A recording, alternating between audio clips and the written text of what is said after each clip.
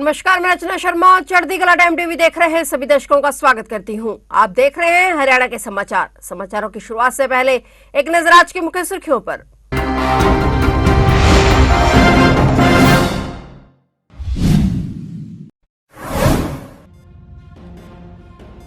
CM Nayab Saini ने पूर्व PM Manmohan Singh के निधन पर जताया शोक। दिवंगत आत्मा की शांति की ईश्वर से की प्रार्थना। कहा, सादगी और विद्वता के लिए किए जाएंगे याद।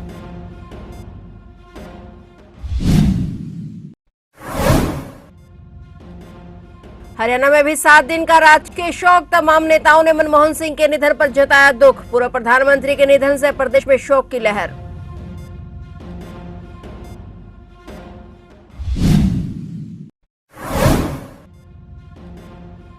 कल सुप्रीम कोर्ट से ऑनलाइन जुड़ेंगे किसान नेता जगजीत सिंह डल्लेवाल। कोर्ट ने कहा, उनकी जिंदगी हमारी प्राथमिकता। मेडिकल सहायता पर कल रिपोर्ट दे पंजाब सरकार।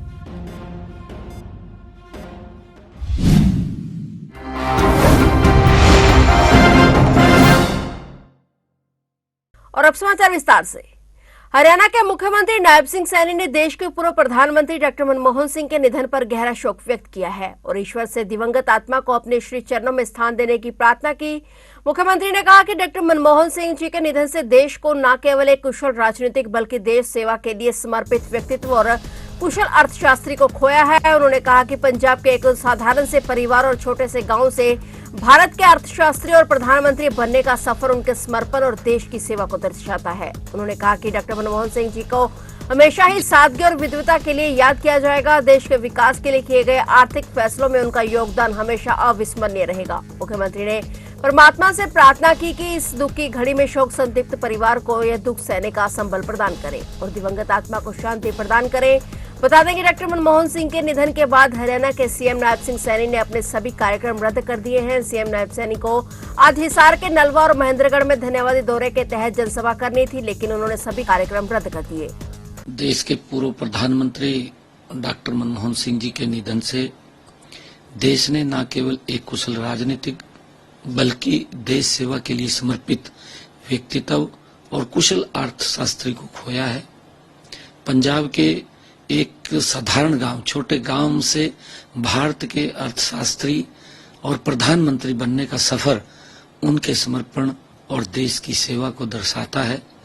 उनको हमेशा ही सादगी और विद्वता के लिए याद किया जाएगा। देश के विकास के लिए किए गए आर्थिक फैसलों में उनका योगदान हमेशा याद रखा जाएगा।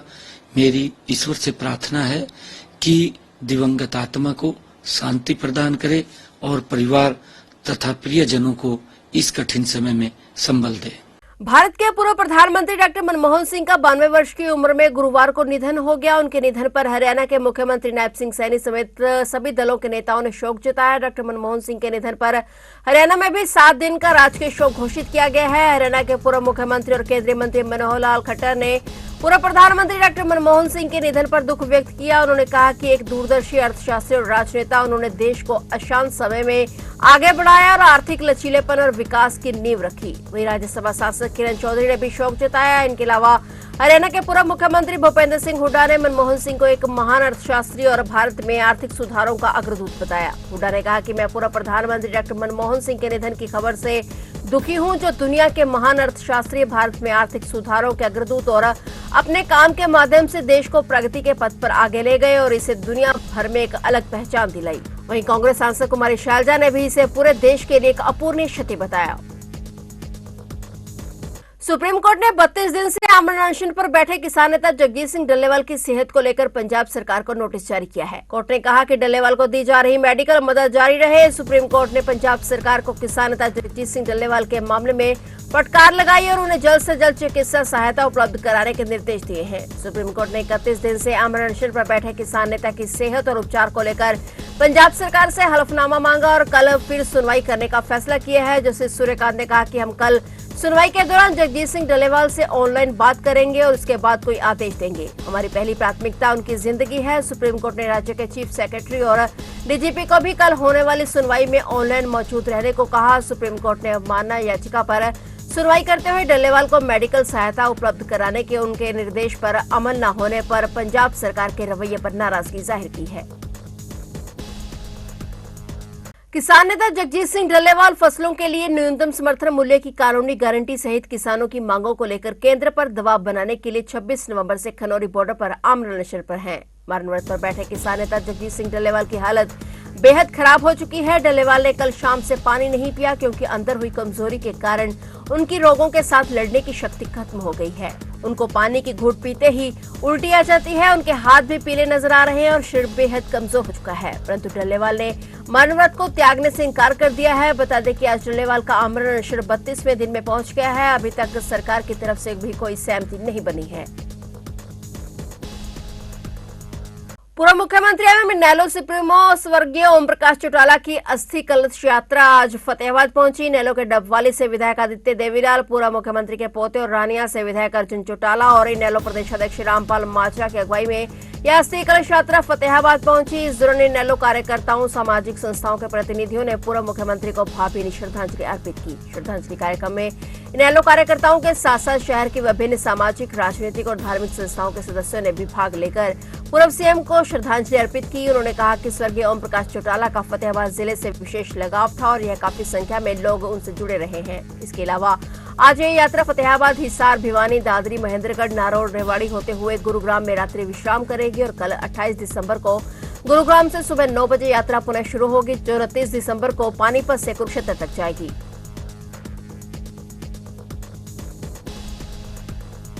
हरियाणा के यमुनानगर में ताबड़तोड़ फायरिंग के मामले में पुलिस ने 2 आरोपियों को गिरफ्तार कर लिया है। वहीं बाकी आरोपियों की तलाश में जुटी हुई है। इस गोलीकांड में 2 लोगों की मौत हो गई थी जबकि एक घायल हो गया था। आज उन्हें कोर्ट में पेश करने के बाद उन्हें पुलिस रिमांड पर भेज दिया गया है। जानकारी के मुताबिक गुरुवार को खेड़ी लखा सिंह में फायरिंग हुई थी जिसमें अज्ञात अपराधियों ने 2 व्यक्तियों की गोली मारकर हत्या कर दी थी और एक युवक घायल हो गया था जिसका अभी अस्पताल में इलाज जारी है। आरोपियों को पकड़ने के लिए जिला पुलिस की 4 टीमों का गठन किया गया था और सभी टीमों ने संयुक्त ऑपरेशन चलाकर इस वारदात में शामिल 2 आरोपियों को गिरफ्तार कर लिया है। इन दोनों आरोपियों की पहचान अरबाज पुत्र मुनव्वर वासी गांव ताजेवाला और सचिन हांडा पुत्र यतेंद्र हांडा निवासी छछरौली के रूप में हुई है। फिलहाल पुलिस दोनों आरोपियों से पूछताछ कर रही है।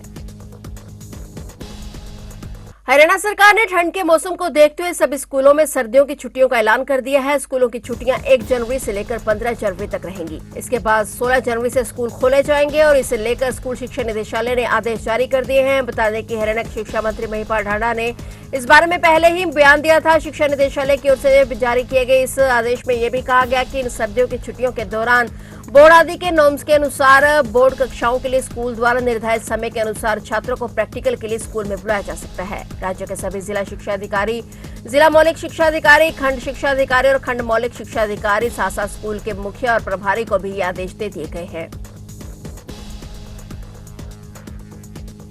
राज्यसभा सांसद किरण चौधरी ने कांग्रेस और हुड्डा को निशाने पर लिया है। किरण ने पूर्व मुख्यमंत्री भूपेंद्र सिंह हुड्डा को उनकी उम्र का लिहाज करते हुए आराम करने की सलाह तक डाली है। साथ ही कांग्रेस को ईवीएम की बजाय अपनी अंदरूनी फूट से निपटने को कहा है। राज्यसभा सांसद किरण चौधरी अपने विजयनगर आवास पर मीडिया से रूबरू हुई। किरण चौधरी ने हरियाणा कांग्रेस के प्रदेश अध्यक्ष उदय भान द्वारा जारी की गई जिला प्रभारियों की लिस्ट प्रदेश प्रभारी दीपक बाबरिया द्वारा रोके जाने पर अपने पुराने अंदाज में हुड्डा को निशाने पर लिया। किरण चौधरी ने कहा कि ये तो होना ही था। पहले उनके निशाने पर मैं रहती थी और अब मैं नहीं रही तो उनकी आपसी लड़ाई सामने आ गई है। किरण ने हंसते हुए हुड्डा को उम्र के हिसाब से अब आराम करने की सलाह दी।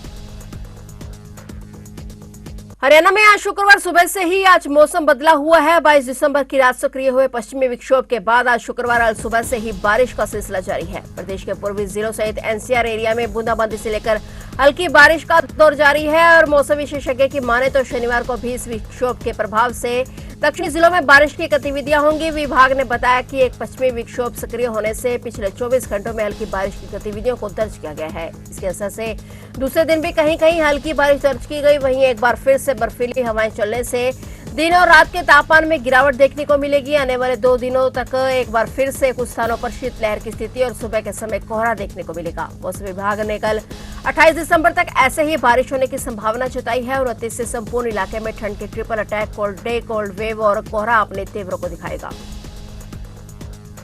फिलहाल हरियाणा के समाचारों में इतना ही और नए समाचारों के साथ फिर से हाजिर होंगे। तब तक के लिए देखते रहिए चढ़ती कला टाइम टीवी और अब मुझे दीजिए इजाजत। धन्यवाद।